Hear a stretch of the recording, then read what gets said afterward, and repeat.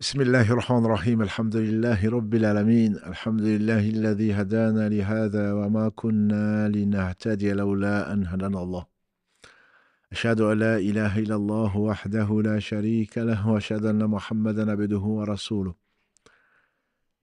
اللهم صل على محمد وعلى آل محمد كما صليت على إبراهيم وعلى آل إبراهيم إنك حميد مجيد اللهم بارك على محمد وعلى آل محمد كما باركت على إبراهيم وعلى آل إبراهيم إنك حميد مجيد ورضي اللهم عن الخلفاء الراشدين وصحابة أجمعين ومن تبعهم بإحسان إلى يوم الدين أما بعد.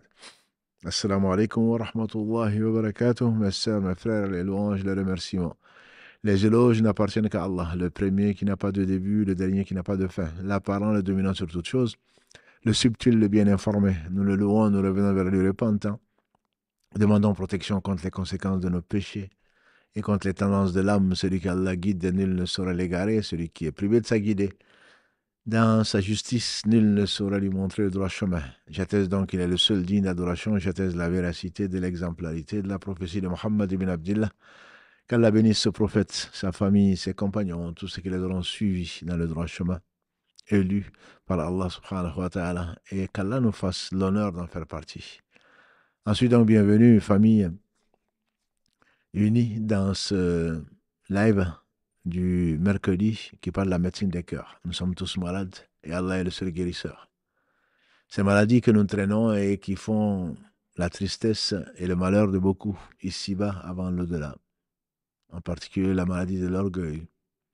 La connaissance qui vient dissiper ces maladies que Allah subhanahu wa ta'ala a confiées aux différents prophètes, deux types de maladies, disais-je, des types de maladies qui ont un rapport avec le doute, les shubuhat, et un autre type de maladie qui sont des maladies donc, qui sont des passions.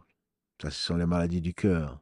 Quant aux maladies du corps, de la physique, les médecins, des gens qui traitent donc ces maladies sont connus. Allah leur a enseigné ce qu'ils ne savaient pas.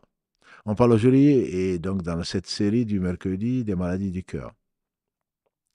Et ce dont on va parler aujourd'hui, c'est justement apporter les remèdes qu'Allah nous a prescrits dans le Coran en particulier pour pouvoir apaiser le cœur avant de retourner de façon définitive vers un autre monde, avec un monde transitoire certes, mais vers un autre monde qu'on espère de la félicité, c'est-à-dire le paradis éternel.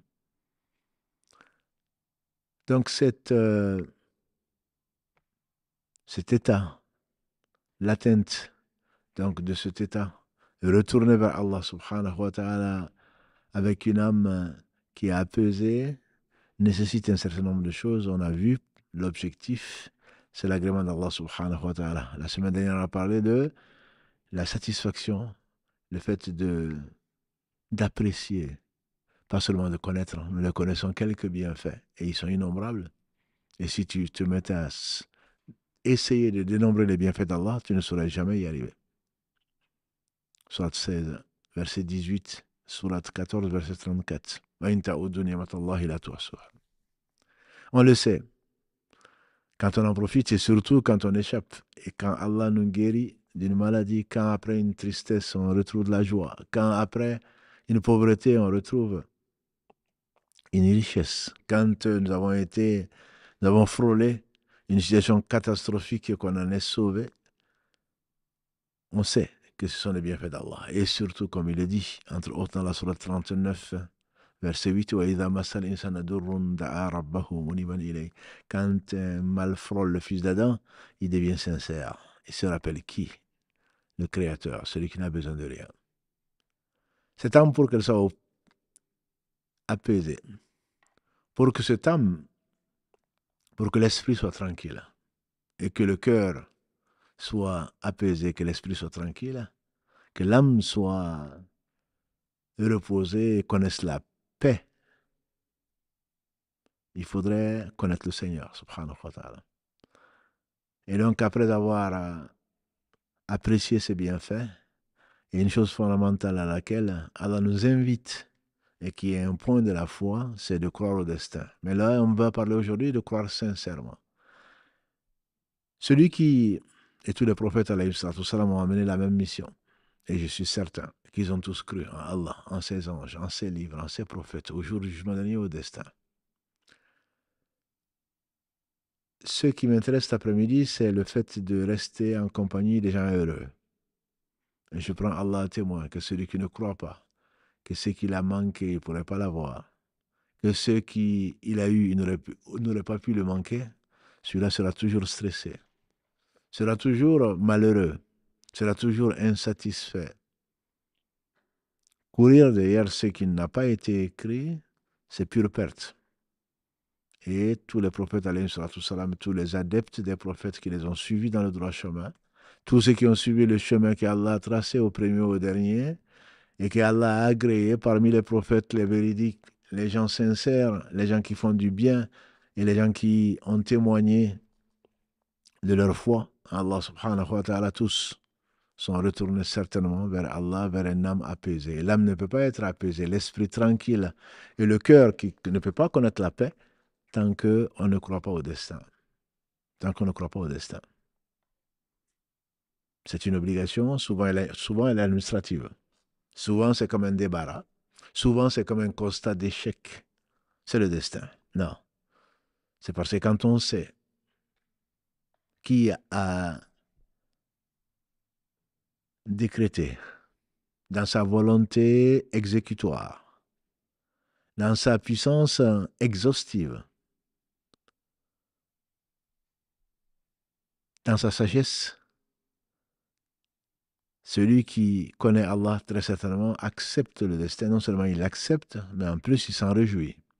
Et je vous assure qu'il aura une âme qui est apaisée, ici-bas avant l'au-delà. Pourquoi? Parce que, qu'est-ce que la sagesse? Allah est parfait dans son essence, dans ses noms et attributs et dans tous ses actes, qui oscille, dirait Ibn Qayyim, quand il fasse miséricorde de l'imam, entre d'une part sa bonté, sa miséricorde, sa générosité, et d'autre part sa justice qui elle est basée sur son omniscience et la sagesse.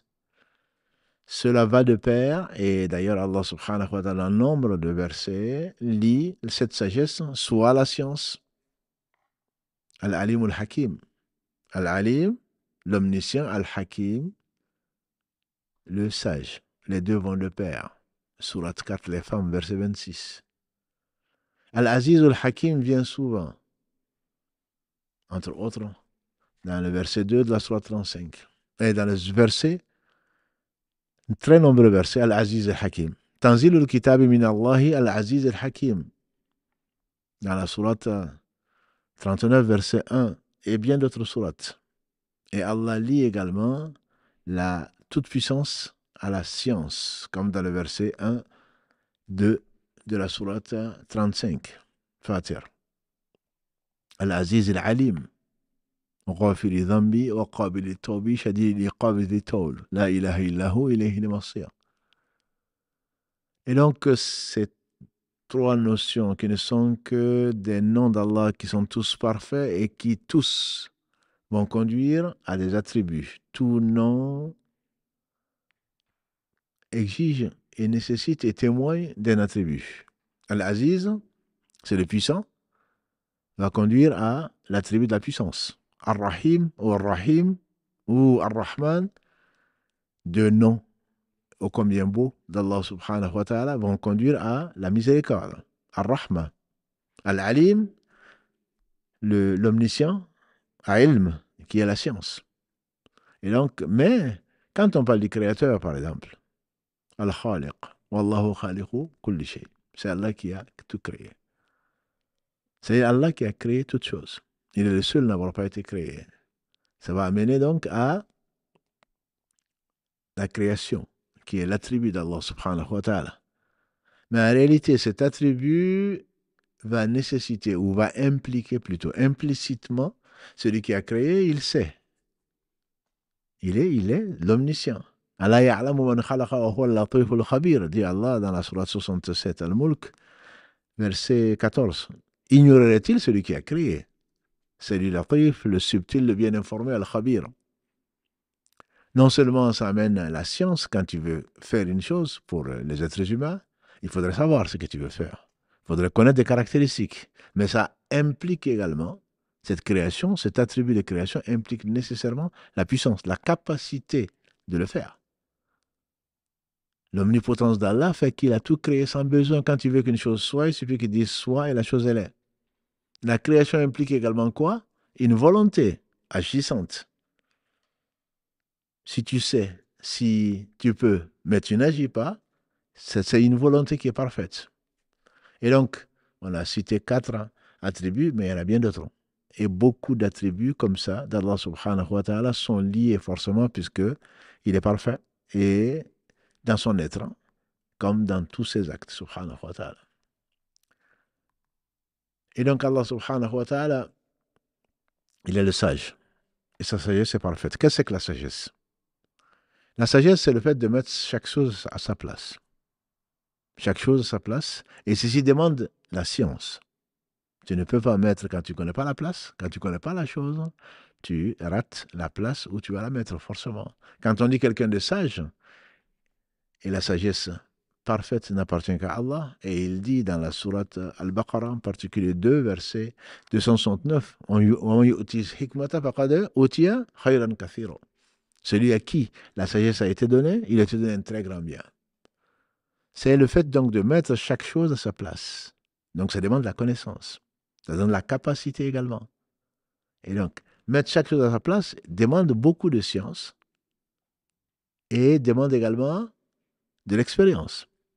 On peut avoir de la science sans expérience, auquel cas, il faut s'essayer pour le faire. Je parle bien sûr des créatures. Et demande surtout de l'objectivité. Il faudrait pas qu'il y ait faudrait pas qu'il y ait un conflit d'intérêts pour que tu puisses juger. Et effectivement, c'est la même racine. Hakim et Hakama, c'est la même racine. Et Hokam, c'est le pluriel de Hakam, qui est le juge. Pour pouvoir juger d'une chose, même si c'est un conseil, quand on dit que quelqu'un est sage, c'est parce qu'il donne un conseil qui embrasse la réalité et qui donne ce qui doit être fait à un moment et dans une situation bien déterminée. Et c'est qui demande donc de l'expérience, de la sagesse, de la connaissance également. Et donc, il n'y a pas de conflit d'intérêt. Quelqu'un, on ne peut pas être objectif quand on est juge et parti, comme le dit si bien l'adage. On ne peut pas être juge et parti. Donc, bien entendu, celui qui n'a besoin de rien, Allah subhanahu wa ta'ala, est le seul objectif, si on peut l'appeler ainsi. Il n'y a pas de conflit d'intérêt. Il n'a besoin de rien. Tout a besoin de lui. Donc, quand tu juges, juge avec équité. Inna Allah ya'muru bil adl. Verset 90, la sourate 16. Inna Allah ya'muru bil adli wal ihsan. Et Allah ordonne donc de juger avec équité et avec excellence. Et c'est lui qui a tout créé dans la perfection. Alladhi ahsana kulla shay'in khalaqa. Dans la sourate As-Sajda. Alladhi ahsana kulla shay'in khalaqa. C'est lui qui a parfait tout ce qu'il a créé.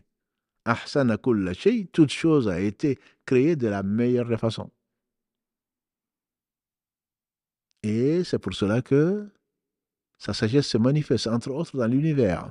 Allah dit dans la sourate que vous recitez, je pense, ou que vous lisez tous les soirs, sourate Al-Mulk, pour laquelle on nous a titillé il n'y a pas si longtemps que cela, et qui est celle que Ibn Mas'ud disait, celle qui protège, et que nous lisons, qui nous est conseillé de lire tous les soirs contre le châtiment de la tombe, car elle nous en préserve, qui nous assurera, Inch'Allah, cette protection contre le châtiment de l'enfer. Celui qui n'est pas châtié dans la tombe ne sera pas châtié dans l'enfer, car elle nous préserve de tout châtiment.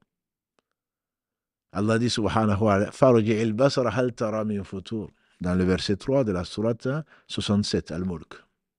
Alladhi khalaqa al-mawta wal hayata liyabluwakum ayyukum ahsanu amala. Celui qui a créé la mort et la vie afin de vous mettre à l'épreuve pour distinguer ceux qui ont les meilleures œuvres. Farji'il basara hal tara min futur. Lève les yeux et regarde dans le ciel. Est-ce que tu y vois une fissure?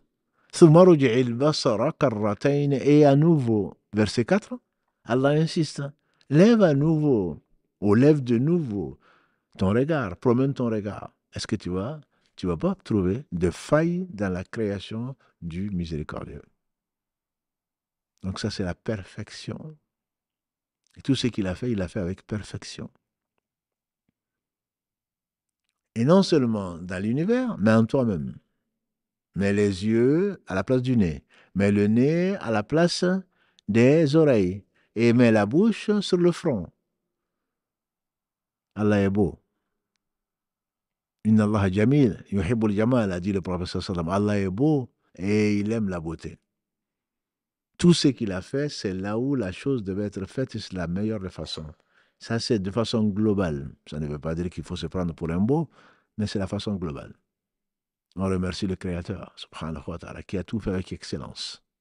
Mais même dans la physiologie de la personne, chaque membre d'un animal, l'animal a été créé comme pour servir ce pourquoi l'animal doit servir. Tous les membres sont à leur place. Et le cheval n'est pas l'éléphant, et l'éléphant n'est pas l'oiseau, qui a été doté de ce dont, on parle d'évolution très certainement, mais les ailes et tout le reste, on va imaginer une chaîne de transformation sans preuve, mais Allah a voulu. Si cette transformation a existé, c'est dans ce sens-là de sagesse et de besoin, parce qu'il sait. Ceci est lié à sa science parfaite. Et sa science embrasse toute chose. Sa science, il n'y a pas de feuilles qui tombent. Il n'y a pas de graines qui poussent. Il n'y a pas de gouttes d'eau qui tombent sans pour autant, sans qu'il ne le sache, subhanahu wa ta'ala. Il sait ce qui est dans les matrices, les contractions. Il sait, subhanahu wa ta'ala, les fausses couches. La grossesse qui va au bout et celle qui est avortée. Tout ceci, on le trouve, bien entendu, dans le Coran et ce ne sont pas les versets qui manquent. Entre autres, le verset 59 de la sourate An'am 6. Et là, le verset 10 de la sourate A'rad 13, sourate 13. Allah te décrit pour que tu saches. Que tu parles à voix basse, ou que tu t'exprimes, ou que tu ne le fasses pas, que tu le gardes en toi-même, il sait ce que recèlent les cœurs. Verset 13 de la sourate 67. Parce qu'il sait, parce qu'il a créé. Quand tu te prends toi-même, pourquoi Allah a fait 2 yeux? Pourquoi Allah a fait 2 oreilles? C'est sage. Parce qu'il sait. Parce qu'il sait et il l'a destiné. S'il y a un double, c'est un doublon, ce n'est pas par redondance. C'est parce qu'il a voulu que les deux soient complémentaires. S'il y a 2 reins et s'il y a une seule langue, ce n'est pas pour rien. C'est à cause du besoin de l'homme ou de n'importe quel animal ou de n'importe quelle créature de ce qu'il a. Si l'éléphant se retrouve avec une trompe qui est celle qu'elle est, c'est parce qu'il y a un besoin. L'homme n'en a pas besoin, Allah ne lui a pas donné ceci, il n'a qu'un petit, il n'a qu'un nez, avec 2 narines. Et si Allah a voulu, subhanahu wa ta'ala, qu'on ait n'importe lequel organe, membre, prends les dents. Tu as des incisives qui viennent pour couper, tu as des canines, tu as des molaires qui vont broyer. Et tu en as 32. Et quand il y en a moins, tu le sens. Et ensuite, quand tu vas manger ce que tu vas broyer et que ce n'est pas assez digéré, Allah veut que la salive soit là pour que ça puisse passer parce que c'est trop sec. Parce que tu en as besoin. Et qui va passer donc dans la gorge, dans l'ésophage. Et tu as le pharynx. Et tu as le larynx. Et tu as la déversion de produits avant dans l'estomac, que ce soit la bile, que ce soit la rate, des produits qui en viennent pour que ceci passe ensuite dans le sang et que le sang circule dans tout le corps. Et le cœur, s'il n'y en a pas deux, et là où il est positionné, tout ceci, c'est une perfection. Il serait positionné à gauche, un peu plus à droite, le résultat serait différent. Le résultat serait différent. Parce que tu as besoin de tes 5 doigts, Allah aurait pu faire que tu sois un robot et que tu n'aies que un doigt ou que tu en aies 6 et ce n'est pas le même résultat. Et si les doigts n'ont pas la même longueur, c'est une sagesse pour que ça serve parce que c'est lui qui a destiné, c'est lui qui a créé, c'est lui qui sait. Donc cette sagesse, disais-je, se manifeste dans toutes choses. elle se manifeste dans toutes choses.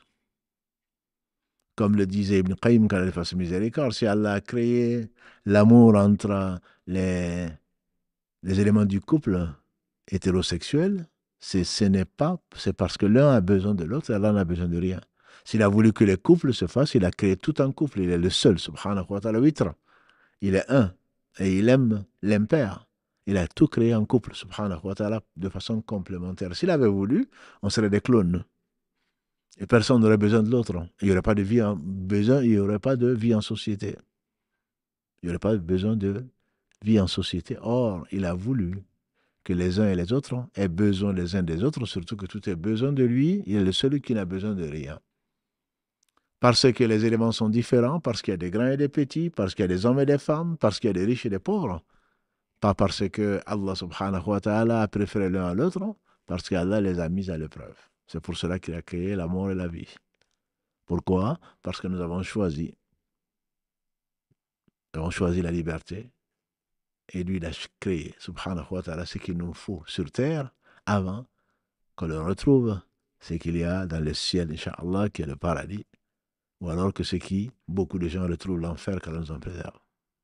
Il a ordonné, par sagesse, nous avons oublié. Il a envoyé des messagers pour nous rappeler ce à quoi nous sommes engagés, pour nous rappeler qui il est, pour nous rappeler son droit, avant que les satans ne viennent nous détourner de sa voie.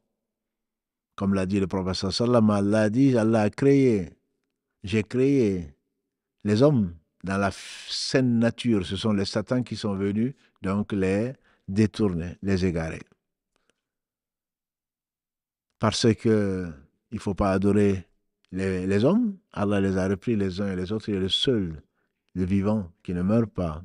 Il a laissé le livre pour nous rappeler le contenu, le bien, le mal. Et il l'a mis en nous, mais le rappel sert aux croyants. Tout ceci procède de sa sagesse. Tout ce qu'Allah fait procède de sa sagesse. C'est pour cela que quand tu sais qu'il sait tout, ce qui est, ce qui a été, ce qui sera, ce qui n'a pas été, ça avait été, ce que ce serait. Quand tu sais qu'il est capable de toutes choses, Wallahu ala kulli shay'in qadir. Quand tu sais qu'il est l'omnipotent, qu'il est le miséricordieux, de qui procède toute miséricorde, tu ne peux qu'accepter, pas seulement accepter, puisque tu n'as pas le choix. Soumis, bon gré, malgré Allah subhanahu wa ta'ala, tout ce qui est dans les cieux, tout ce qui est sur la terre. Quel est ton mérite? Ton mérite vient du fait que tu l'as analysé et que tu lui fais confiance. C'est pour cela qu'Ibrahim, alayhi salam, comme on l'a vu samedi, Allah l'a reproché parce que quand il faisait confiance à Allah, parce qu'il sait qui est Allah, celui qui sait qui est Allah, très certainement lui fait confiance. Allah est capable de toutes choses. S'il a voulu que tu sois, si tu as éprouvé par ceci et cela, ce n'est pas parce qu'il ne sait pas. Ce n'est pas parce qu'il ne peut pas. C'est parce qu'il sait et il a voulu que tu démontres aux gens ta foi ou ta non-foi, ta sincérité ou ton hypocrisie, ou ta faiblesse de foi. Les gens les plus éprouvés, on a dit, ce sont les prophètes, alayhim salam. Et après eux, les gens qui ont le plus de foi parmi nous. Allah les a éprouvés pour les distinguer, et certaines personnes, comme disait le prophète sallam, Allah leur a destiné, dans sa sagesse, il leur a destiné une vie, une place au paradis qu'ils ne pourront pas atteindre par leurs actes. Alors Allah les a éprouvés, et leur foi leur permet d'atteindre de hauts niveaux au paradis qui ne connaîtront que grâce à sa miséricorde. Donc cette sagesse d'Allah, c'est celle-là qui est une des bases donc de sa justice. Et Allah, comme il est Al-Hakam, c'est l'un de ses noms, c'est lui qui tranche tous les différends, notamment au jour du jugement dernier. Ahsan al-Ha, dans Alaysa Allahu bi ahkamil hakimin, le dernier verset, donc de la sourate Tin, 96, la sourate 95 plutôt, la sourate Tin, le figuier. Est-ce qu'Allah n'est pas le meilleur des juges? Parce qu'il sait tout, parce qu'il ne se trompe pas, parce qu'il n'a pas de conflit d'intérêt, parce qu'il est parfait, il est le meilleur des juges. Et quand il va juger entre les différents, entre les gens, il le juge de façon parfaite. Et c'est pour cela qu'il jugera tous les différents, sans exception. comme l'a dit le prophète sallam, sa justice est parfaite, comme lui seul est parfait, au point que deux béliers dans ce bas monde qui se sont bagarrés, le bélier qui a des cornes a certainement pris le droit du bélier qui n'a pas de cornes, il lui a montré qu'il était plus fort, et Allah est bien plus fort, et par conséquent, le bélier qui n'a pas de cornes va demander justice, Allah il est le juge, avec un grand J, et sa promesse est vraie, il va trancher donc c'est différent, et le bélier qui n'a pas de cornes va prendre la revanche sur le bélier qui a des cornes. Imaginons, au jour du jugement dernier, quand Allah va demander à Adam, alayhi salam, il y a Adam, il dit la baïka ya Rab, me voici au Seigneur. Allah va dire à Adam, fais sortir plutôt ta progéniture la part de l'enfer. Et Adam va dire, Seigneur, quelle est la part de l'enfer? Allah dira, sur 1000 de tes enfants, 999. Et les compagnons du prophète ont eu peur. C'est 999. Mais ce n'est pas tous, contrairement à ce que Satan espérait. Et peu s'en faut que ce qu'il espérait se réalise. La promesse d'Allah est vraie. Il a choisi des serviteurs, le 1 pour 1000, qui ne passera pas par l'enfer. Allah nous compte parmi ce 1 pour 1000. Les 999, ô combien nombreux, mais c'est parce qu'ils ont tort. Parce qu'ils n'ont pas été sincères vis-à-vis d'Allah, pourront et certainement diront, pourquoi Allah, tu as choisi ce 1 pour 1000 et pas nous? Ce n'est pas juste. Or, Allah est juste. Et donc, pour leur démontrer, Allah prend des témoins.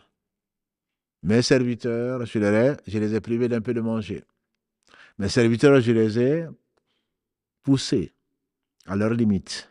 Ils ont eu peur, ils ont eu faim, ils ont eu soif, ils ont eu peur pour leur vie. Ils ont été séduits par ceci et ci, ils ont été tentés plutôt par ceci et cela. Ils n'ont pas été séduits, ils ont préféré l'au-delà, ils ont cru en moi et sont abstenus de ce que j'ai interdit. Et ils ont fait. Malgré la difficulté, ils ont jeûné, ils ont prié, ils ont fait ceci et cela. Alors, est-ce que vous l'avez fait? Vous étiez dans les conditions meilleures, pour ne pas dire au moins dans les mêmes conditions, en tout cas pas dans les conditions pires. Quand je vous ai ordonné la même chose, vous avez préféré ce bas monde et ce qu'il contient. La preuve aura été faite. Vous êtes témoin vous-même et Allah suffit comme témoin. Les anges sont témoins. Et donc voilà la raison pour laquelle il a créé la vie et la mort, pour qu'il n'y ait personne qui puisse dire demain, je ne savais pas. On s'étonne souvent pourquoi Allah fait ceci. Mais quand tu sais que Allah sait tout, quand tu sais qu'il met chaque chose à sa place, quand tu sais qu'il n'y a rien pour rien, alors tu comprendras que ce qu'il fait, c'est la meilleure des choses. Je vous ai déjà dit une phrase qui me plaît beaucoup et qui plaît à beaucoup de gens, quand quelqu'un qui disait donc, si je demande à Allah une chose, qu'il me la donne, je suis content, je suis heureux. Puisque je suis pauvre, je demande aux riches de me donner une chose, ils me donnent. Femme, enfant, mari, place, honneur, l'argent, tout ce qu'on veut, pouvoir. Mais si je lui demande qu'il ne me donne pas, je suis 10 fois plus content. Je suis 10 fois plus content. Et on lui dit, mais pourquoi? Alors je lui demande, pourquoi 10 fois plus content alors que tu n'as pas ce que tu veux? On lui fait dire, parce que c'est que si Allah me donne, c'est qu'il me donne ce que moi j'aime. Mais s'il ne me donne pas, c'est qu'il m'a donné ce que lui il aime. Et ce qu'il aime est mieux que ce que moi j'aime. Allah aurait pu donner à tout un chacun la terre et ce qu'elle contient. Cela n'enlève rien dans ce qu'il possède. Il peut donner à chacun. Mais s'il donne moins, s'il ne donne pas tout, c'est bien pour éprouver les gens. Les anges ne mangent pas, ils ne boivent pas. Ils ne peuvent même pas désobéir. Nous mangeons, nous buvons et nous pouvons désobéir. Et justement, c'est parce que nous avons cette capacité qu'Allah nous a honorés par rapport à beaucoup d'autres créatures. Donc cette connaissance d'Allah, de sa sagesse, c'est-à-dire de sa science, de sa capacité de tout faire, et du fait que, malgré cela, ou plutôt avec cela, il a choisi d'éprouver les uns aux autres pour une sagesse que l'on connaît ou qu'on ne connaît pas. Ce qui peut paraître injuste ne procède pas d'Allah. Allah, c'est lui qui crée le bien et le mal, mais Allah ne fait pas le mal. Et en tout cas, ce qu'il fait, c'est parce que sa science l'a dicté et que sa volonté a été agissante. Pourquoi? Dans le cadre de sa miséricorde. Si on savait certainement, on aurait remercié Allah dans toutes les circonstances. On aurait remercié Allah dans toutes ces circonstances. Et c'est l'un des sens pour lesquels, subhanahu wa ta'ala, il nous narre un certain nombre de récits que nous essayons de résumer le samedi actuellement dans les concis des récits prophétiques. Et j'en veux pour preuve des choses que l'on ne comprend pas toujours. Et y compris les meilleurs d'entre nous, comme Moussa alayhi salatu wassalam. J'aime beaucoup cette histoire que j'ai découverte, qu'Allah m'a fait aimer et méditer quand j'étais aux États-Unis, donc il y a bien quelques années, dans les années 80, début des années 90, où Allah subhanahu wa ta'ala m'a fait comprendre en anglais, certes, l'histoire de Moussa et le Khidr. Je vais rester un peu avec vous, et vous connaissez l'histoire, et Allah nous conseille, le prophète sallam plutôt nous conseille de lire cette sourate le vendredi, la nuit du vendredi et la journée du vendredi, en espérant qu'on va y en tirer des leçons. Il n'y a pas que ça. La sourate elle est longue, 110 versets, la sourate elle est belle. Combien de récits y sont, mais je m'arrête souvent sur les versets 60 et suivants, entre Moussa alayhi salatu salam et Al-Khidra, l'homme vert, qui n'était pas un prophète pour, en tout cas, l'avis majoritaire des savants, puisque aucune preuve ne dit qu'il est prophète, et pourtant, il était connu, et Allah lui a enseigné ce qu'il n'a pas enseigné à Moussa. Le prophète alayhi salatu salam nous a raconté le détail de cette histoire, donc on trouve dans les versets 60 et suivants de la sourate 18. Cette histoire est dans le Sahel Bukhari, qu'Allah lui fasse miséricorde, ainsi qu'à tous nos savants, où un jour, Moussa alayhi salatu salam était avec les fils d'Israël. Quelqu'un lui demande, et il n'y a pas de hasard, qui est le plus savant? Il dit, c'est moi. Allah lui a parlé de vive voix, kallama Allahu Moussa, taklima, sourate 4, verset 164. Allah a parlé de vive voix à Moussa. Et la Torah, il y a mis la lumière, une guidée et une miséricorde pour les gens, pour les fils d'Israël. Et donc, Moussa, on dit, c'est le troisième meilleur homme que la terre a porté, c'est estime certain. En tout cas, après Mohammed, Ibrahim, alayhi salam. Et Allah de le rectifier, Allah de lui dire, non, Moussa, il y a plus savant que toi. Et cette science va amener Moussa, puisqu'il est savant, à être humble, à savoir qu'il n'y a pas de science, il n'a de science que ce qu'Allah lui a donné.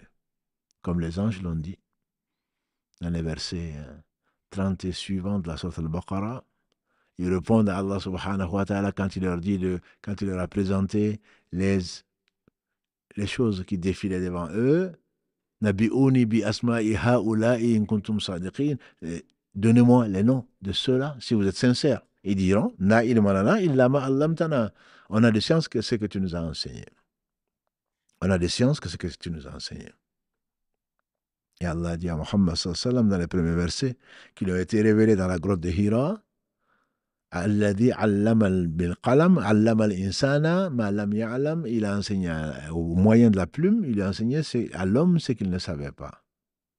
Ça, c'est l'humilité du savant. Au-dessus de chaque savant, il n'y a plus savant, qui est Allah subhanahu wa ta'ala, qui sait tout. Cette omniscience est donc la base, entre autres, de sa justice et de sa sagesse. Donc Allah subhanahu wa ta'ala a enseigné Al-Khidra qu'on appelle l'homme vert. On dit qu'on l'appelait l'homme vert parce que quand il s'assied quelque part, sur un terrain sablonneux ou un terrain désert, quand il se levait, il y avait de l'herbe qui poussait. C'est une faveur d'Allah sur lui, une épreuve pour les gens. Donc l'homme vert, il y a plus savant que Moussa va rencontrer, je vous passe du détail, il va vouloir apprendre, donc ça c'est, quand on est savant, on sait qu'on ne sait pas. On sait qu'on sait que très peu. Et on a envie de savoir pour l'appliquer. Et voilà Moussa qui va à la recherche de cet homme pour apprendre. Et donc Moussa va le rencontrer et va demander la permission de l'accompagner. Al-Khidra va dire, tu ne saurais m'accompagner. Innaka lan tastati'a ma'iya sabra. Tu ne seras pas patient à m'accompagner. Comment tu vas patienter? C'est une chose dont tu n'as pas d'explication, dont tu n'as pas d'information. Et voilà l'homme, et voilà la femme Nous sommes là et pourquoi? Comment se fait-il que? Et c'est pas normal, parce que tu n'as pas d'information dessus. Mais quand tu sais que c'est le Seigneur parfait, qui n'a besoin de rien, qui ne fait que le meilleur, tu as une information qui te suffit. Tu vas patienter. L'une des meilleures vertus. Celui qui s'efforce dans la patience, Allah lui enseigne la patience. Et donc Moussa qui va lui dire, Satajuduni, Inch'Allah sabira, tu me trouveras s'il plaît à Allah patient. Il dit alors si tu me suis, tu ne me poses pas de questions avant que je te donne la réponse. Voilà la vie de beaucoup des deux catégories de gens, ceux qui sont patients et ceux qui ne le sont pas. Tu comprendras. Combien de fois on a eu des réponses sans avoir posé la question parce qu'on a patienté? Combien de fois on s'est précipité pour poser des questions et on est passé pour des gens qui sont impatients, des gens qui sont curieux, alors qu'en réalité, si tu patientais, tu aurais la réponse sans même poser la question. Bref, la condition pour leur compagnie était donc de ne pas poser de questions. Ils vont aller ensemble, ils vont apprendre en regardant, en écoutant. Et qu'Allah bénisse Moussa, alayhi salatu salam. Et qu'Allah lui fasse miséricorde, a dit le prophète sallam. On aurait bien aimé apprendre s'il avait été plus patient. Toujours est-il que dans les trois récits qui sont, trois histoires qui nous sont narrées dans ces versets-là, de la Sourate 18, hein, ils vont aller, ils vont faire du stop et ils vont être pris en charge, après avoir essuyé quelques refus, ils vont être pris en charge par des pêcheurs dans un bateau. À peine monté dans le bateau et en pleine mer, là, on va commencer à faire des brèches. Et Moïse, de surpris, qui va lui dire, tu fais des brèches et tu vas nous noyer. En pleine mer, comment se fait-il que tu fais des brèches? Moïse ne le comprend pas. Et qui le comprendrait? Comment est-ce que quelqu'un que tu as pris en stop, quelqu'un qui monte dans ta voiture ou quelqu'un qui monte dans ton navire et qui va commencer à mettre des brèches? Tu vas nous noyer, forcément. Soit tu as perdu la raison, soit je ne comprends pas quelle raison t'a poussé à faire ça. C'est de l'injustice. Tu mets une chose à une place qui n'est pas la sienne. Et ça ne t'appartient pas. La propriété est un des droits, un des 5 ou 6, une des 6 choses qu'elle a rendu sacrées, que tu dois respecter. C'est pour ça qu'il y a interdit le vol, et le gaspillage et le reste. Le respect de la propriété privée. Et donc, l'homme lui dit, je t'avais bien dit que tu ne serais pas patient à ma compagnie. Moïse de s'excuser. J'ai oublié. Ils descendent de là, ils vont trouver des enfants en train de jouer sur une aire de repos ou une aire de jeu. L'homme, Al-Khidra, l'homme vert, va prendre un des enfants et il va lui prendre la vie. Moïse d'exprimer sa rage, hein, sa colère. Comment tu as tué un enfant, un innocent qui n'a rien fait? Et à juste titre, c'est un prophète. Celui qui voit un fait blâmable, dit le prophète que Dieu le bénisse, qu'il le change de sa main. S'il ne le peut, au moins qu'il le change de sa langue. Et s'il ne peut, au moins qu'il le change de son cœur. Il n'a pas pu empêcher cet assassinat, je dirais, et au moins réprimander la personne qui a fait ça. Ça, c'est le minimum. Et c'est une des bases, comme vous le savez, dans la société musulmane, la société en général repose sur d'ordonner le bien, d'interdire le mal. Toutes les sociétés, toute société qui ne fait pas, n'ordonne pas le bien, n'interdit pas le mal, sera l'exemple de celle qui a été maudite par Jésus, fils de Marie, et David, le père de Suleiman. Que Dieu les bénisse, les prophètes. Ils les ont maudits parce qu'ils n'ordonnaient pas le bien et ils faisaient le mal. Et donc c'est normal que Moussa, un prophète, un des meilleurs messagers, un des 5 meilleurs messagers que la terre a portés, ne pouvait pas voir un acte aussi blâmable qu'un assassinat gratuit sans réagir. Le minimum, c'est qu'ils réagissent. Et cette communauté a été choisi par Allah subhanahu wa ta'ala sur ces critères-là, verset 110 de la Sourate 3.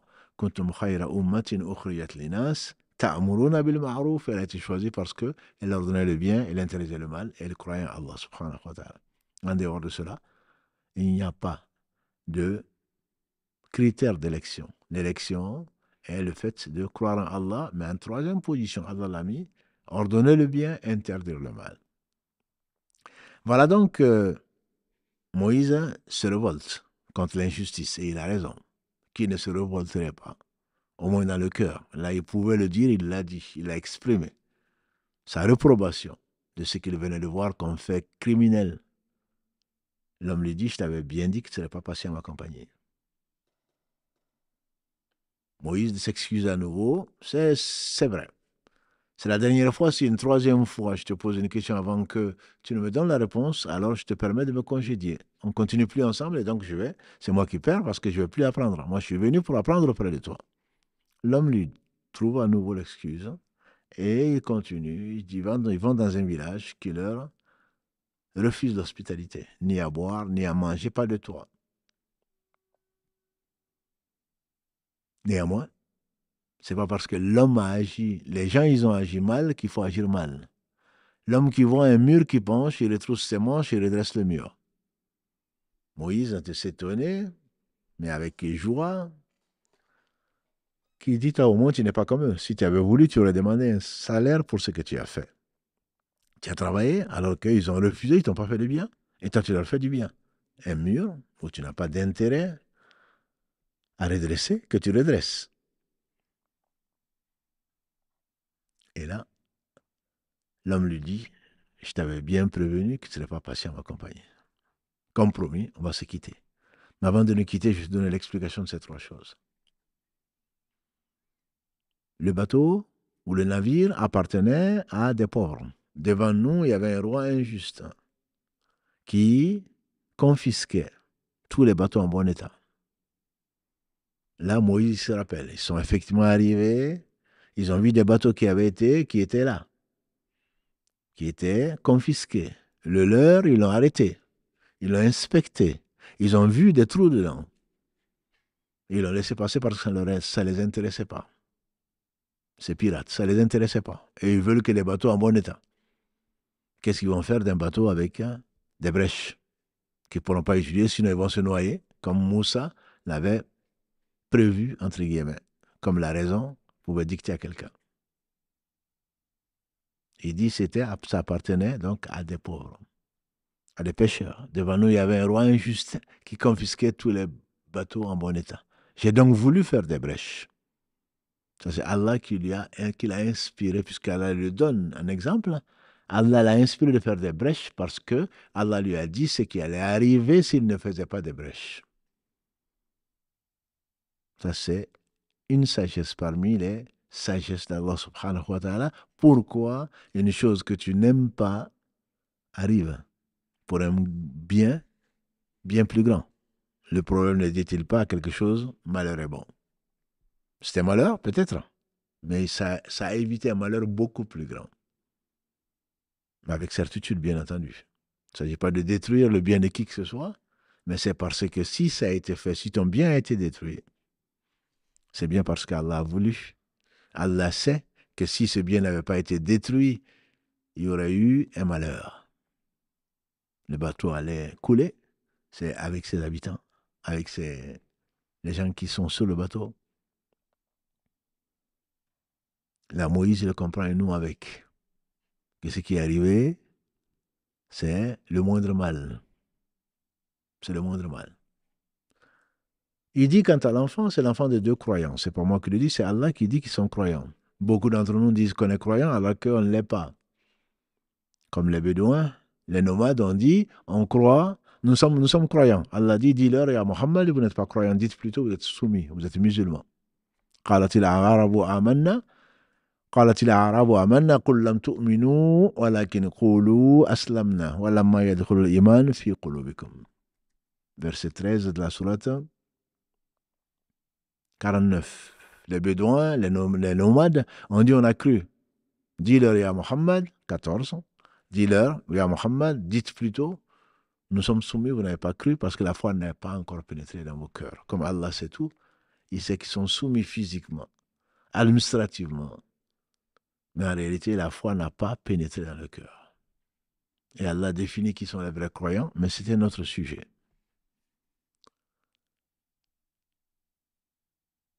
C'était deux croyants, père et mère.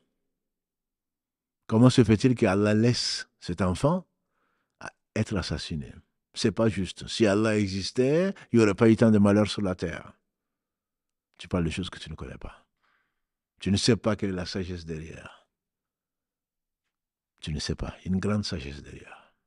Si tu sais que Allah est sage et que sa sagesse est parfaite comme lui seul est parfait, très certainement tu t'abstiendrais de faire le journaliste et de commenter tout ce que tu vois, sans science. Et tu seras interrogé dessus.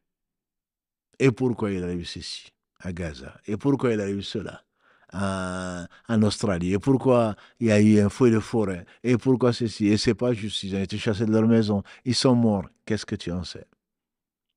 Dis qu'on sache tout simplement. À l'exemple de ceux qui sont sages. Il y a un homme, raconte-t-on. Le cheval, je ne sais pas si vous connaissez le cheval du vieillard. Il y a un homme qui avait un cheval blanc. Il était vieux. Ils ont voulu acheter le cheval blanc. Et ils ont été voir cet homme, ce vieillard, qu'on dira aujourd'hui sage, en lui disant, on va acheter ton cheval blanc. Et finalement, l'homme a refusé. Ils ont dit, mais qu'est-ce qu'il est sot, cet homme. Il va mourir, laisser ce cheval, il ne va même pas pouvoir profiter du prix du cheval. L'homme lui dit, ne dites pas que l'homme est sot. Dites simplement, le vieillard n'a pas voulu vendre son cheval blanc. Et ensuite, le cheval blanc a fui l'étable. Et ils se sont réjouis. On sait bien ce qu'on pensait. Le cheval est parti, cet homme est vraiment sot. Non seulement il n'a pas profité du cheval, il n'a pas profité de son prix, le voilà perdu. L'homme sage leur dit, ne dites pas que le vieillard est perdu. Dites simplement, il avait un cheval blanc qui a fui. Quelque temps après, le cheval blanc est revenu avec beaucoup de chevaux sauvages. Ils se sont dit, ah, mais qu'est-ce qu'il a de la chance, cet homme. C'est vrai qu'il n'est pas perdu. Maintenant, il a retrouvé son cheval et bien d'autres chevaux. L'homme sage leur dit, ne dites pas qu'il a retrouvé bien d'autres chevaux, vous ne savez pas ce que ces chevaux vont m'apporter. Et en effet, son fils, le seul fils qu'il avait, son fils unique, était en train de dresser ses chevaux quand il est tombé de cheval. Il s'est cassé une jambe. Ils ont dit, pauvre de cet homme, pauvre homme. Pauvre homme, maintenant, qui est-ce qu'il a pour l'aider? Il est vraiment malheureux aujourd'hui. L'homme sage leur dit, ne dites pas, dites simplement que les chevaux sont revenus. Il a voulu le dresser les chevaux, et il est tombé, il a cassé sa jambe. Pauvre homme, disait-il. Maintenant, il n'a personne pour l'aider. Et une guerre s'est déclarée. Ils ont enrôlé tous les hommes valides. Mais comme lui, le fils, le vieillard, n'était pas valide, et le fils était handicapé, puisqu'il était tombé et qu'il avait cassé une jambe, qu'est-ce qu'il allait faire à la guerre? Tous les hommes valides sont partis, sauf ce vieillard et donc ce fils. Et c'était la sagesse pour laquelle Allah a voulu que cet homme de ce vieillard se casse les pieds à cause du fait d'avoir dressé des chevaux. Et c'est pour cela également la sagesse pour laquelle le cheval était parti et la sagesse pour laquelle Allah a inspiré à ce vieillard de ne pas vendre le cheval blanc, et ainsi de suite, ainsi de suite. Et donc tu es là en train de commenter. Moussa alayhi salam dit, tu viens de faire une chose affreuse, criminelle. C'est deux croyants. Tu prends la vie d'un enfant. Allah dit c'était, le Lambert lui explique, c'était deux croyants. Allah ferait-il du mal? Non. Mais comme c'est Allah qui nous crée ainsi que ce que nous faisons, le mal vient de ces créatures. قُلْ أَعُوذُ بِرَبِّ الْفَلَقِ مِنْ شَرِّ مَا خَلَقَ. Je demande protection auprès du Seigneur de l'aube contre le mal de ces créatures. Allah, c'est lui qui crée. Il n'y a pas de créateur, mais Allah ne fait pas le mal. Mais c'est lui qui crée tout. Wallahu khalaqakum wa ma ta'malun, comme le dit Ibrahim alayhi salatu wassalam dans la sourate 37, Safat, verset 97. 96. Wallahu khalaqakum wa ma ta'malun. 37, 96. Donc c'est Allah qui crée toutes choses. Et donc, il dit, les deux parents étaient des hommes, c'était des croyants. Mais si l'enfant avait grandi, et Allah sait ce qui n'est pas, si ça avait été ce que ce serait, et il le dit en particulier pour le spéculateur, et notamment dans la sourate 6, versets 27 et 28, qui, quand ils seront interrogés, qui ont préféré la vie de ce bas monde dans l'au-delà, ils demanderont à Allah de revenir pour qu'ils fassent autre chose. Allah dit, même s'ils sont revenus, même si je les faisais revenir, la Oudou, ils reviendraient à la mécréance. Allah sait ce qui n'est pas, si ça avait été ce que ce serait. Sa science est parfaite. Le présent, le futur, l'avenir. C'est la même chose pour lui. Et donc, Allah sait que cet enfant, s'il avait grandi, il allait devenir une source de malheur pour ses parents et ils auraient amené tous les trois seraient partis en enfer. Allah a envoyé cet homme qui a fait un acte qui est injuste, puisqu'il a pris la vie d'un enfant de surcroît. Et Allah a dit au Banu Israël, dans la sourate 6, verset 32, dans la sourate 5, verset 32, Maïda, verset 32, il leur a dit, c'est pour ça qu'on a prescrit quand Caïn a tué son frère Abel, c'est pour ça qu'on a prescrit au fils d'Israël, celui qui tue une âme sans raison, c'est comme s'il avait tué l'humanité entière. C'est d'actualité. Ceux qui ne respectent pas la vie humaine. Celui qui tue une âme sans raison, c'est comme s'il avait tué l'humanité entière. C'est vrai pour le Banu Israël, c'est vrai pour tout un chacun. Et partout, et tout le temps. La vie est sacrée. C'est l'une des 6 choses sacrées qu'Allah a voulu, et quand il a dicté ses lois al-Hakam, le juge, quand il a dicté, quand il a interdit ce qu'il a interdit, c'est pour ces 6 choses. La vie l'emporte, surtout. Ensuite, la religion. La raison. Les biens matériels. La vie, la raison, la religion, les biens matériels, et également, Allah a voulu que respecter le lien, donc la généalogie, et qui sont sacrés. Et donc la vie l'emporte surtout, c'est pour cela qu'il a permis, il a autorisé de faire certains interdits parce que la vie en dépendait, comme il permet à ceux qui n'ont rien d'autre à manger que ce qui a été interdit, comme la viande de porc, de le manger juste ce qu'il faut, pas en transgresseur, mais pour sauver ce qui était à sauver, c'est-à-dire la vie qui l'emporte surtout. Comment prendre la vie donc d'un enfant? C'est un acte blâmable, oh que blâmable, et que Moussa, alayhi salatu wassalam, par devoir, pas seulement en tant que prophète, en tant simplement qu'un homme, doit défendre la vie, même d'autrui. Et s'il mourait, il serait martyr, parce qu'il a défendu la vie, et il s'est défendu, ou il a défendu la vie d'innocents. Il n'a pas été agresseur. Et donc, Allah subhanahu wa ta'ala a envoyé cet homme qui, par cet acte, qui est injuste, a évité à 2 de ses amis croyants d'aller en enfer. Il dit qu'en Tomur, il appartenait à 2 orphelins. Pourquoi Allah aurait pris la vie de leur père? Leur père était un homme pieux. Il avait des enfants à bas âge. 2 enfants à bas âge. 2 enfants à bas âge. Le père meurt dans un village où les gens ne sont pas du tout généreux, au contraire. Ils sont injustes puisqu'ils refusent à manger, à boire à l'étranger. Je dis à ceux qui me connaissent, il y a 50 ans, quand je suis arrivé en France, 49 ans exactement, il n'y avait pas de SDF.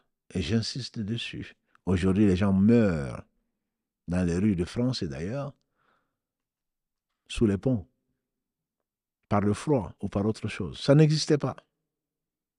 Qu'est-ce que le monde a changé? Et chaque jour sera pire que le jour qui l'a précédé. Les gens étaient généreux, les gens étaient ouverts, les gens étaient meilleurs qu'aujourd'hui en tout cas. Quelle tristesse. Ce père va mourir, il va laisser 2 enfants en bas âge. C'est ce qu'on appelle orphelins en arabe, qui n'ont pas atteint l'âge de la puberté, l'âge de la raison. Mais avant de mourir, il connaît son Seigneur, il invoque son Seigneur en disant, oh mon Dieu, fasse que le mur, je vais mourir. Tu as décrété cela dans ta sagesse. Parce que Dieu seul sait. C'est pour cela que le professeur nous a dit qu'aucun d'entre vous ne souhaite la mort. Mais si il doit la souhaiter parce qu'il craint pour sa religion, alors qu'il demande, oh mon Dieu, toi qui sais l'invisible, toi qui sais le passé, le futur et le présent, et ton omnipotence sur ta créature, c'est toi qui as tout créé. Fais-moi vivre tant que la vie sera meilleure pour moi.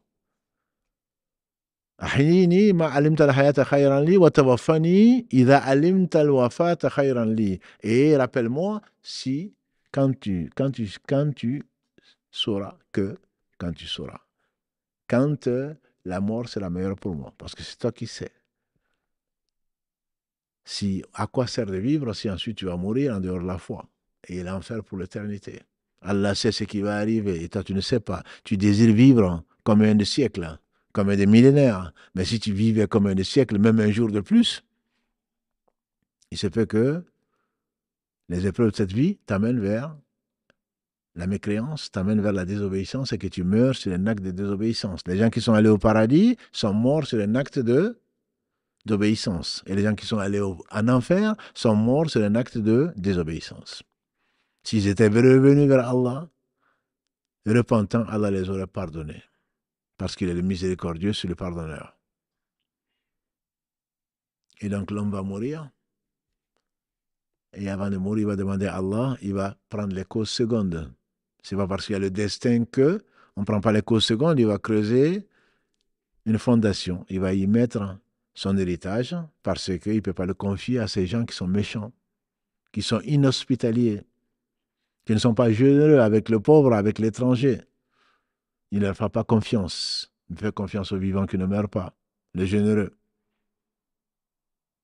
Celui qui aime le bien, celui dont le bien procède, qui ne fait pas de mal. Il va faire une fondation, il va mettre son héritage, il va demander à Allah que le mur ne tombe pas avant que les orphelins ne grandissent et qui, en voulant redresser le mur tombé, ils vont découvrir à ce moment-là leur trésor ou leur héritage et à ce moment, ils sauront se défendre. Alors que là, ils étaient encore petits, voilà que le mur penche, il va tomber. Allah a envoyé. Qui il a envoyé, il n'y a pas de hasard. Cet homme en compagnie duquel il y avait Moussa pour redresser le mur, pour garder l'héritage de ces orphelins. La veuve, l'orphelin, c'est bien connu dans toutes les civilisations de tout temps, était respecté et était aidé par la communauté. Mais ça, c'était avant. Ça, c'était avant. Voilà la raison pour laquelle Allah, l'homme vert lui dit, voilà pourquoi j'ai redressé le mur. Allah m'a envoyé là pour faire ceci. Au lieu de remercier Allah, nous sommes là en train de... Et pourquoi il m'arrive ceci? Et pourquoi moi j'ai perdu mon enfant? Et pourquoi ma voiture, j'ai fait un accident? Je me rappelle d'un jeune qui est sorti et qui avait la clé de sa voiture, qui était venu pour prier à la mosquée. Quand il est ressorti, en vain, il n'a pas trouvé la clé de sa voiture. Il a passé une bonne partie de la nuit en train de la chercher, il n'a pas trouvé. Il s'est dit, Allah lui a trouvé notre moyen de transport et il a dormi, il a rêvé qu'il avait fait un accident. Pour le consoler. Le lendemain, il revient à la mosquée, au l'endroit même où il a cherché les clés, il retrouve la clé. Il a interprété ça comme quoi Allah lui a évité un accident et lui a redonné sa voiture et lui a redonné la vie, alors que ce qu'il craignait, c'était cela. C'est son interprétation, mais elle est bien plausible. Quand ce que tu n'as pas, alors que tu as fourni les efforts pour l'avoir, c'est qu'Allah il te veut du bien. Au lieu de le remercier, on est là en train de traiter d'injuste. Celui qui met tout à sa place, et c'est le juste par essence, par excellence. Si Allah a créé Satan, ce n'est pas pour t'embêter. Il t'a donné les moyens de lutter contre lui. Il t'a préservé de ses stratagèmes, sauf quand tu l'oublies. Et il n'y aurait pas eu Satan, il n'y aurait pas de paradis, il n'y aurait pas d'enfer. Il n'y aurait pas de preuves et ton existence n'aurait pas de sens. Il y a des sagesses qui sont liées à la chose créée comme des sagesses qui sont liées aux conséquences des choses créées. Alors quand tu le sais, très certainement tu seras moins malheureux. Tout ce qui arrive, sache que celui qui l'a décrété 50 000 ans avant qu'il n'ait créé les cieux et la terre, comme tu le trouves dans le Sahih de l'imam Muslim, le hadith de Abdallah, 50 000 ans. Et son trône était sur l'eau. Il a créé la plume, il a dit à la plume d'écrire. La plume dit, qu'est-ce que j'écris, Seigneur? Allah dit, écris tout ce qui va arriver jusqu'à la fin des temps. Abdallah ibn Omar, qu'Allah l'a gré ainsi que son père, il disait, celui qui dépense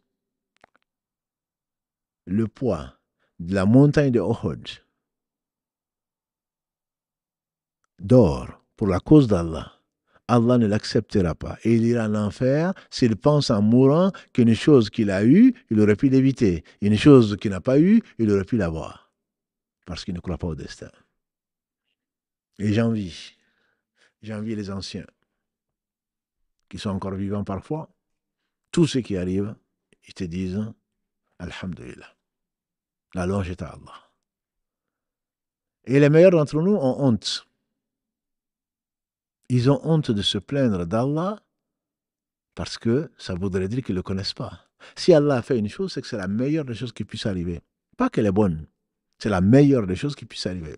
À condition, bien entendu, que tu ne sois pas fautif. À condition que tu ne sois pas dans la désobéissance d'Allah. Et qu'une chose te soit arrivée alors que tu n'y es entre guillemets pour rien, bien que tu y sois toujours pour quelque chose. Puisque tout ce qui nous arrive, comme Allah a dit aux compagnons du prophète sallam, d'où ça vient quand ils ont essuyé ce qu'ils ont essuyé comme tristesse, comme blessure à Uhud. Il dit, dis-leur à Mohammed, Surat 3, verset 165, cela vient de vous-même. Tout ce qui nous arrive comme malheur, tout bien nous vient d'Allah, comme on l'a vu la semaine dernière, et tout mal vient de nous-mêmes. Allah le dit, il le rappelle dans la Surat 4, verset 79. Tout bien vient d'Allah, tout mal vient de nous-mêmes. Et si tu savais, mon frère, si tu savais, ma sœur, que ce que tu ressens comme diminution de bien, la gêne que tu ressens, le souci, la maladie que tu n'aimes pas, tout ceci t'enlève des péchés, t'élève en degré, très certainement tu aurais apprécié, comme l'appréciait Abu Dhar. 3 choses que les gens n'aiment pas et que lui il aimait. La maladie, entre autres. Parce que la maladie t'enlève des péchés, donc tu rapproches d'Allah subhanahu wa ta'ala. Il ne faut pas, bien entendu, qu'il serait fou pour aller se rendre malade. Mais quand ça arrive, très certainement tu vas chercher, tu vas te soigner, tu vas chercher des médicaments. Mais la cause première, c'est Allah. Et tu remercies Allah. Parce que si tu n'étais pas malade, tu n'aurais pas eu ces péchés à moins, tu n'aurais pas été élevé en degré. Allah seul sait là où ça t'aurait amené ta santé. Et tu ne seras au moins pas interrogé sur ça. Les choses que tu n'aimes pas et qui t'arrivent, ma soeur, mon frère, c'est un châtiment. Et ce n'est pas juste. C'est ce que disent certains. C'est par rapport à ce que tu as fait. Comme Allah le dit dans la sourate 42, verset 30. Tout ce qui vous arrive, c'est ce que vos mains ont avancé, et pourtant Allah pardonne beaucoup. Si tu quittes ce bas monde avec les péchés pardonnés, tu auras gagné.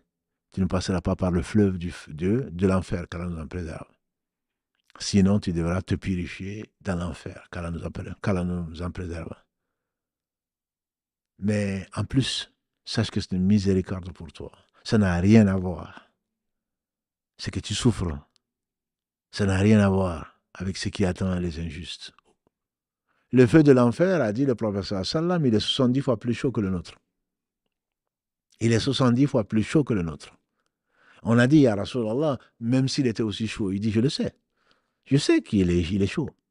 Mais Allah, une braise, Allah l'a lavé ou l'a fait laver 70 fois. Le feu de l'enfer est 70 fois plus chaud que le nôtre. Celui qui est châtié le moins dans l'enfer parmi les fils d'Adam, c'est Abu Talib, à cause de ce qu'il a fait pour le prophète sallam pour l'aider son neveu.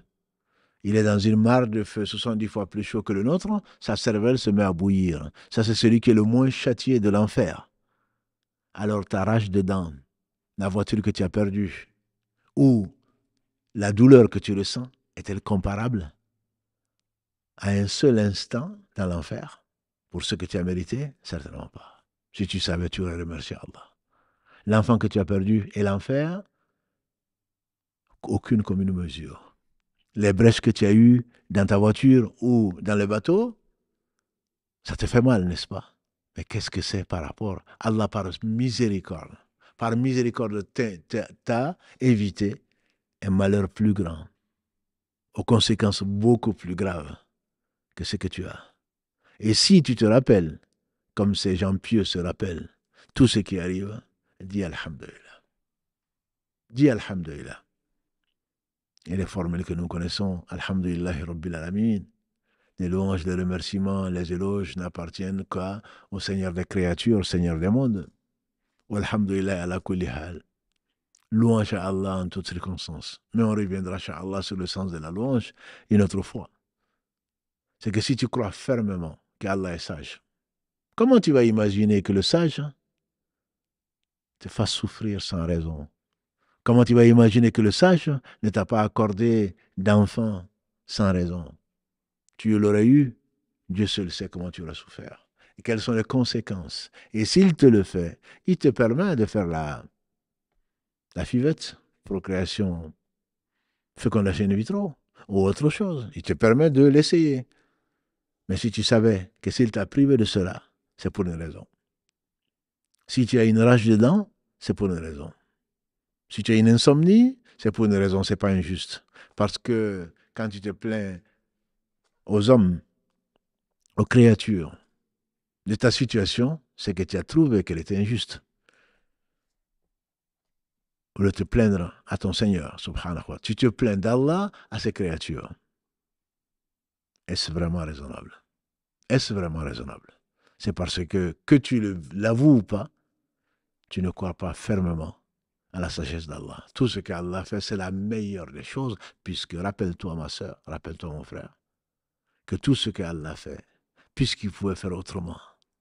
Quelqu'un qui fait une chose alors qu'il ne peut faire que ça, tu peux qualifier, tu peux analyser, tu peux juger la chose. Mais celui qui a permis à la chose de se faire et qui l'a réalisé, qui l'a créé, est celui qui est capable de faire le contraire, tout son contraire, ou de faire complètement autre chose. S'il a choisi ça pour toi, c'est parce que tu avais besoin de ça pour arriver là où il veut, pour te pardonner, pour t'élever un degré, pour arriver là où tu dois arriver. Et je t'invite, déjà 1 heure passée, je t'invite à relire l'histoire de Youssouf alayhi salam.